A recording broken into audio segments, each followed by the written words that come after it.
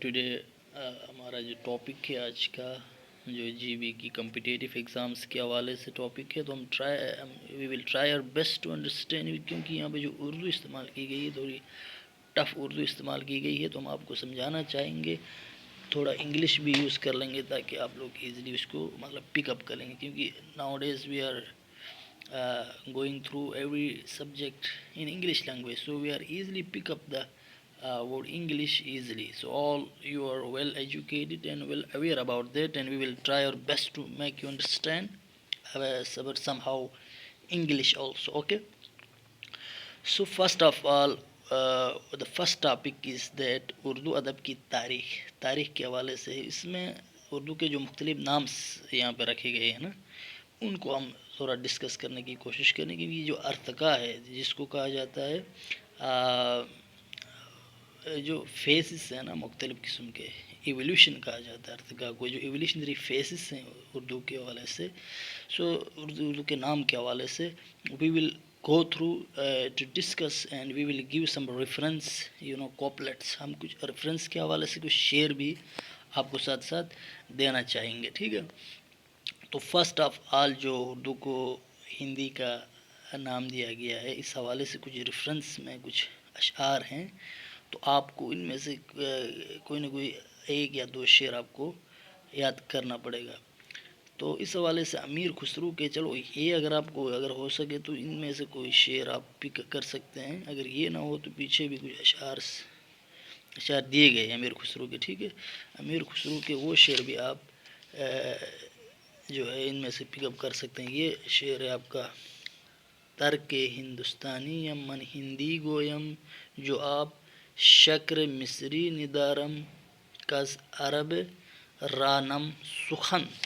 یہ شعر آپ یہاں سے لکھیں گے. اور ان میں سے جو کچھ یہاں پہ اسکالرس ہیں، ان کے نام بھی آپ کو یاد کرنا پڑے گا، جنہوں نے اردو کو جو ہے اس دور میں ہندوی کا لفظ انہوں نے استعمال کیا ہے.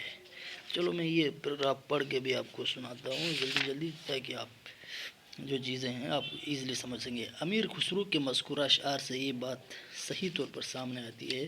یہ جو اوپر جو اشعار دیے گئے ہیں امیر خسرو صاحب کے، اس زمانے میں برصغیر میں بولی جانے والی دراصل ایک ہی زبان تھی جسے ہندوی کہا گیا. برصغیر کے مختلف علاقوں کے مقامی اثرات کی وجہ سے ہندوی میں تھوڑا بہت تبدیلی آ جانے کے حوالے سے امیر خسرو نے ان علاقوں کی روایت سے ہندوی کی مندرجہ ذیل شاخیں مقرر کر دی، جنہیں انہوں نے کسی طور پر بھی مکمل زبان کا درجہ نہیں دیا. اس وقت کیا ہوتا تھا، جو سینٹر میں جو آفیشیل لینگویج تھی، اس کے حوالے سے جو بڑے بڑے لوگ جو سمجھتے تھے، مرکز میں جو خط و کتابت کے لیے جو یوز ہوتی تھی، وہ ہندوی زبان کے طور پر انہوں نے اس کو they have referred them the language is Hindi because there was no other name. باقی رسم الخط تو وہیں تھا، فارسی رسم الخط تھا اور بولی جاتی تھی، مطلب اس میں یہی زبان تھی جو بڑے لوگ جس کو سمجھتے تھے. اس میں جو باقی جو مضافات تھے، ان علاقوں میں آپ کو کشمیری زبان بھی بولی جاتی تھی، سندھی تھی، لاہوری تھی، کبڑی زبان تھی، تلنگی زبان ہے، گوری زبان ہے، بنگالی ہے، اردی ہے. یہ اردی جو ہے اودپور ایک انڈیا کا شہر ہے، دلی سے دلوی نکلا ہے.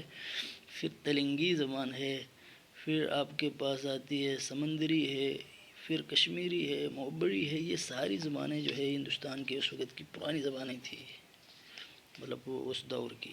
تو ان زبانوں کا بھی جو ہے اڈاپشن آ گیا. اس کو آپ زبان تو نہیں کہہ سکتے ہیں، یہ خود امیر خسرو کہتے ہیں دیور ڈفرینٹ سورٹ آف ڈائلیکٹس آپ کہہ سکتے ہیں. سو یہ جو زبانیں تھیں ان کا بھی جو ہے ہلکا اثر وہاں پہ آ گیا ہے.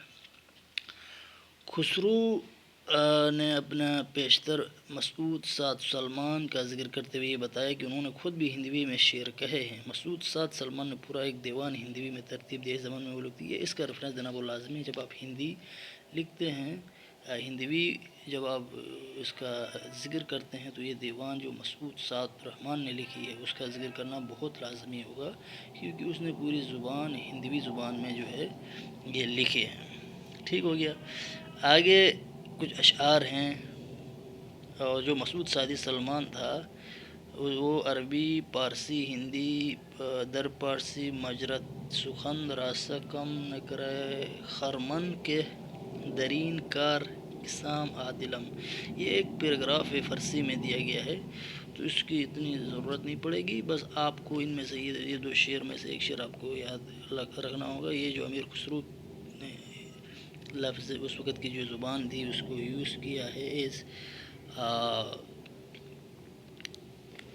جو ہندی بولی جاتی تھی اس ریفرنس کے حوالے سے، تو یہ رکھنا بہت لازمی ہوگا. ٹھیک ہو گیا. تو چومن توتی ہندم از راست پرسی زمن ہندوی پرس تانگس گویم. یہ شعر بھی یاد آپ کر سکتے ہیں، اور اس کے ساتھ اس شعر کے ساتھ اس کا جو حوالہ ہے یہ احوال آثار امیر خسرو و مشمولہ کلیات غزلیات خسرو، اس کی کتاب کا نام بھی آپ لکھیں گے. اور اس کے حوالے سے جو اس وقت کا ایک رائٹر تھا سبحان رائے بٹالوی صاحب، وہ بیان کرتے ہیں کہ امیر خسرو بزبان پنجاب یہ عبارت مرغوب مقدمہ جنگ غازی الملک تغلق شاہ نصر الدین خسرو خان کے آن. تو بس یہ جو ہے عبارت کا بھی اتنی ضرور نہیں ہے، آپ نے کچھ یہ جو اس کا ذکر کرنا ہے، یہ اشعار ایک دو ریفرنس کے طور پر دینے ہیں. پھر یہ جو دیوان اس نے لکھا ہے مسعود سعد سلمان نے، اس کا آپ نے ریفرنس دینا ہے 3-4 لائنوں میں. یہ اتنا نہیں کہ آپ نے پورا ایکسپلین کرنا ہے، آپ کو 1-2 نمبر کے لیے ایک ہیڈنگ کے طور پہ آ سکتی ہے. تو یہ 3-4 اشعار ہو گئے. پھر اس کی جو تاریخ ہو گئی وہ آپ نے جو ہے آپ نے لکھنا ہے. دین آ جاتا ہے پھر جو ہے اس وقت ہندی جو کہتے تھے، ہندی زبان کو ہندی کہتے تھے، ان میں بھی 4-5 بڑے اسکالرس ہیں، ان کا بھی آپ نے ذکر کرنا ہے. جو لاہور میں جو بولی جاتی تھی پنجاب سے جو ترقی کر کے جو حافظ محمود شیرانی کا نظریہ ہے اس حوالے سے، تو وہ کہتے ہیں کہ جو پنجاب میں یا لاہور میں جو پنجابی بولی جاتی تھی وہ آہستہ آہستہ 20ویں صدی کے تک کے جو شعراء ہیں انہوں نے بھی اسی زبان کو استعمال کرتے ہوئے شاعری کی ہے. حافظ محمود شیرانی کا یہ کہنا ہے.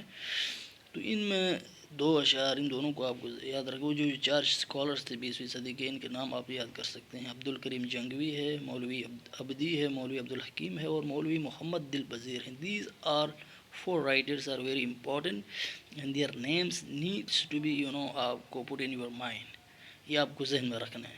پھر ان کے 2 اشعار ہیں. مولوی عبدالحکیم کا جو شعر ہے فرض مسائل دین دے ہندی کر تعلیم کارن امیاں مومنہ جوڑے عبدالکریم. پھر مولوی محمد دل پذیر صاحب کہتے ہیں عبدالحکیم زلیخا ہندی وانگ زلیخا جوڑی حافظ برخوردار انوالی حور ہوئی یک جوڑی. اب یہ جو اشعار ہیں تھوڑے مشکل لگ رہے ہیں ابھی، تھوڑے سے اس کو یاد کرنے کے لیے کچھ ٹائم لگے گا. آپ کو کرنا پڑیں گے، ہر حال میں کرنا پڑیں گے، کیونکہ ریفرنس کے طور پر اگر آپ کو ہسٹری پتہ نہیں ہے تو شعر کو دیکھ کے آپ 2-3 لائنیں لکھ سکتے ہیں. پھر ہندی کے حوالے سے کوئی اتنی لمبی وہ نہیں ہے. ان کے 4 اسکالرس ہیں، ان کے نام آپ نے یاد کرنے ہوں گے. شاہ عبدالقادر ہے، فضل علی فیضی ہے، جعفر زٹلی صاحب ہے، شاہ برہان الدین ہے. اور ان میں 2-3 اشعار بھی ہے یہاں پہ. جعفر زٹلی صاحب کا ایک شعر ہے اگرچہ سبھی کوڑا کرکٹ است ہندی ورندی زبان لٹ پٹ است. پھر میر اثر نے بھی ایک شعر اردو میں لکھے ہے فارسی 100 ہے ہندی 100 ہے باقی اشعار مثنوی 100 ہے. یہ ہندوستانی کے حوالے سے جو کہتے ہیں یہ تھوڑی لمبی ہے، تو اس کو میں پوری ہسٹری بھی جلدی لکھتا ہوں، ضرور تھوڑا ٹائم بھی بچ جائے گا.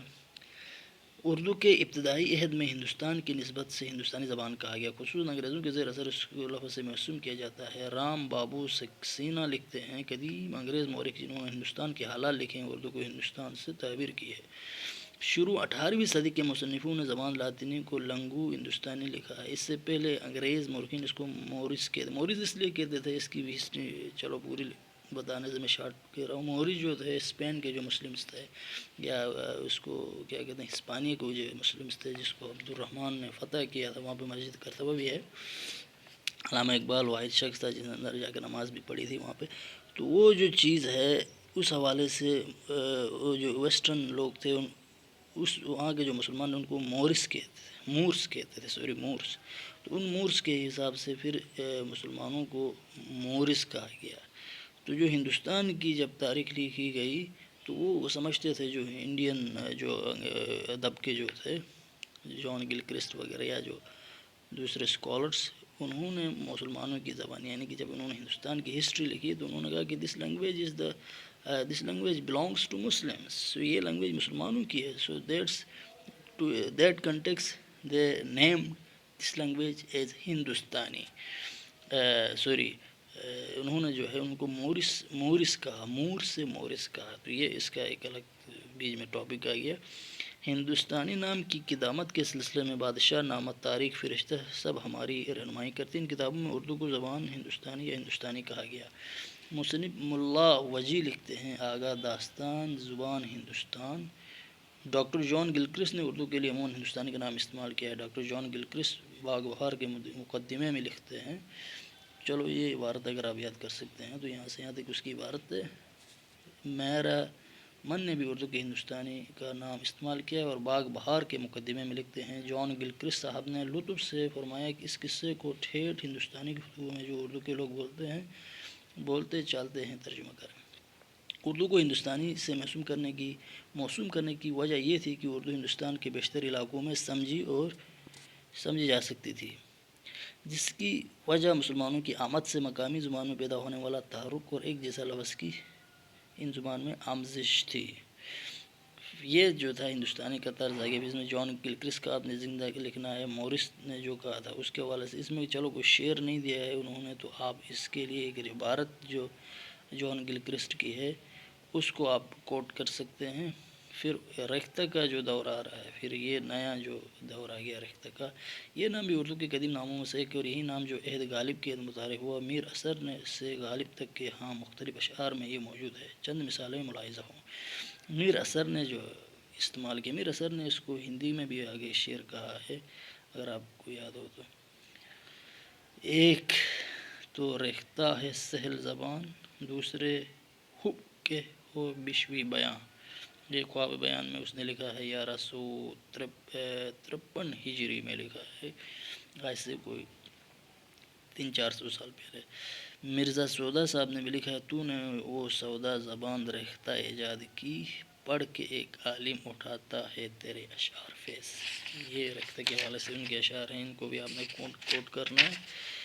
پھر غالب کا جو مشہور شعر ہے وہ تو سب کو یاد ہوگا، ریختہ کے تم ہی استاد نہیں ہو غالب، کہتے ہیں اگلے زمانے میں کوئی میر بھی تھا. یہ شعر تو بڑا مشہور شعر ہے غالب کا. ریختہ کی وجہ تسمیہ کے سلسلے میں تذکرہ نگاروں نے بہت خیال آراں کی. مولانا محمد حسین آزاد لکھتے ہیں اس زبان کو ریختہ بھی کہتے ہیں کیونکہ مختلف زبانوں نے اسے ریختہ کیا. اب یہ ریختہ کا مطلب کیا آپ کو معلوم ہونا چاہیے، بہت ٹائم زیادہ لگے گا آپ کا، تو میں جیسے اس کا مطلب آپ کو بتا رہا ہوں. ریختہ جو اب ہم کسی گری ہوئی چیز کو کہتے ہیں، جو اس کے حوالے سے ہم کہتے ہیں، تو ریختہ جو ہے مختلف زبانوں سے یہ اکٹھی ہو گئی ہے، پھینک دیتے ہیں گری ہوئی زبان. تو اس حوالے سے بھی مختلف اس کے نظریات آ جاتے ہیں. امیر خسرو نے فارسی اور ہندوستانی موسیقی کے ہاں یہ چیز بڑا امپورٹنٹ ہے. امیر خسرو کو جو ہے فاؤنڈر آف اردو یا اس کا وہ جو میوزک کی جو چیزیں ہیں آج بھی راگ الاپ وغیرہ، یہ ساری قوالی ہو گئی، غزل ہو گئے، ان کی جو میوزک ترتیب دی تھی وہ امیر خسرو کو ابھی بھی مانا جاتا ہے، وہ اس نے دی ہے. تو اس وقت اس نے ایک چیز اس نے ایجاد کی تھی میوزک کے حوالے سے، that was he named it as Rekhta. اس کو ریختہ کا اس نے نام دیا. تو بعد میں اس میوزک کے حوالے سے وہ لفظ زیادہ استعمال ہو گیا اور آہستہ آہستہ اس زبان کا نام ہی ریختہ بن گیا. تو یہ بھی بڑا امپورٹنٹ چیز ہے، تو اس کو بھی ہم نے پوائنٹ آؤٹ کرنا. حافظ محمود شیرانی کی تحقیق ہے کہ 11ویں صدی ہجری میں ریختہ نظم یا کلام منظوم کے مفہوم میں استعمال ہونے لگا. ولی دکنی، سراج اورنگ آبادی اور میر تقی میر کے ہاں ریختہ کلام منظوم کے مفہوم میں استعمال ہوتا رہا. چند مثالیں ملاحظہ کریں. ان میں ایک شعر آپ نے یاد لازمی کرنا، ولی صاحب کا شعر ہے، ولی تجھ. یہ ولی جو وہی ہے نا جس نے سب سے پہلے دیوان لکھا ہے وہ شاعری میں اردو. ولی تجھ حسن کی تعریف میں جب ریختہ بولے، سنے تو اس کو اس کو جان دل سو حسان عجم آ کر. پھر سراج اورنگ آبادی صاحب کا ہے، اے سراج منتخب دیوان کے سب رہتے، خامہ مسگان خوباں سے ہیں لائق ساتھ کے. پڑھتے پھریں گے گلیوں میں ان ریختیوں کو لوگ، مدت رہے گی یاد یہ باتیں ہماری. پھر آ جاتا ہے اردو محلہ، لاسٹ ہے. چلو اردو محلہ کے حوالے سے بھی ہم تھوڑی بھی عبارت ہلکی ٹچ کرتے ہیں. اردو محلہ جو ہے نا وہ ایک بازار شہنشاہ نے وہاں پہ بنوایا تھا. چلو اس کی ہسٹری ہم آپ کو تھوڑی بتا دیں گے. اردو محلہ شہنشاہ بادشاہ نے شاہجہان آباد کو، جب انڈیا میں کوئی قصبہ ہے جس کو ایجاد کیا تو اس میں خوبصورت بازار اس نے بنایا تھا.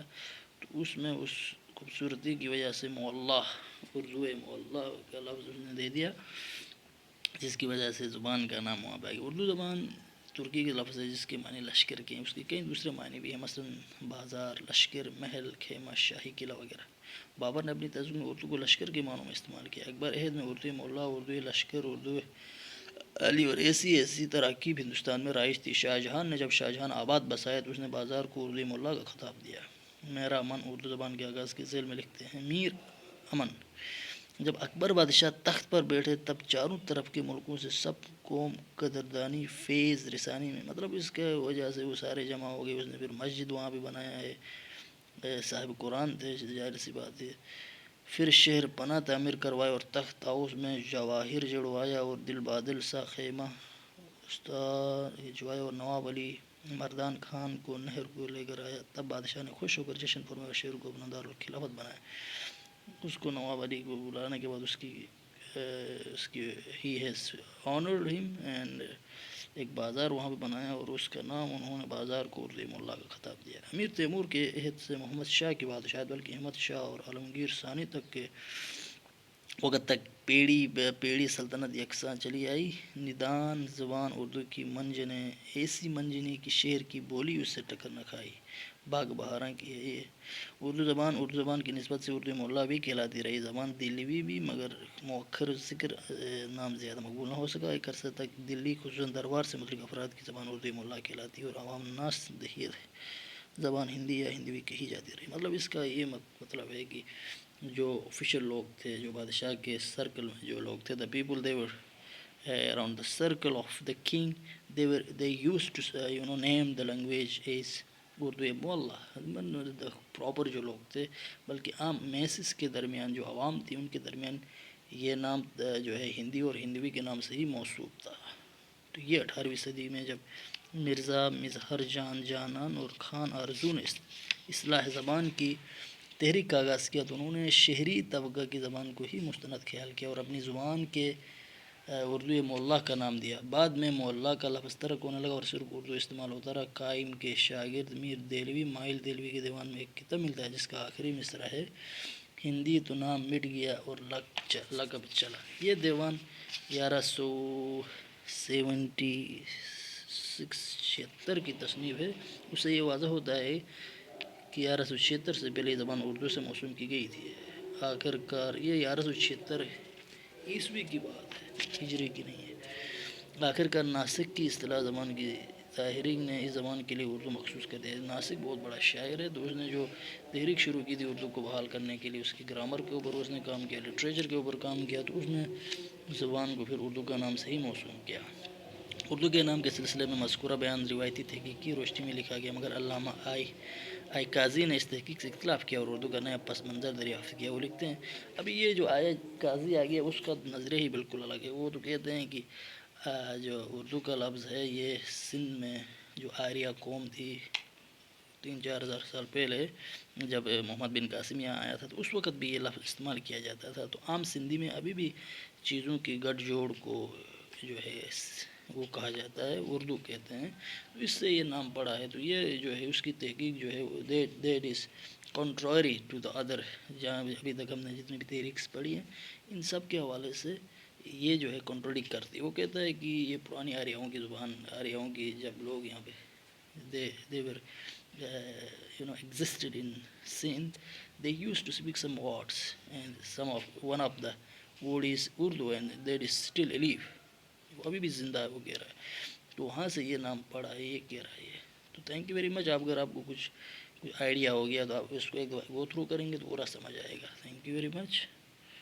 اگر آپ کو سمجھ آتا ہے تو you can follow, subscribe this, and we will try to make other videos to make you some how easy for you. ہو سکے تو اس سے بھی بہتر کریں گے. آج ہمارا پہلا ہے تو مزید بھی آپ کو تھوڑا گائیڈ کرنے کی کوشش کریں گے ایزی طریقے سے. Thank you very much.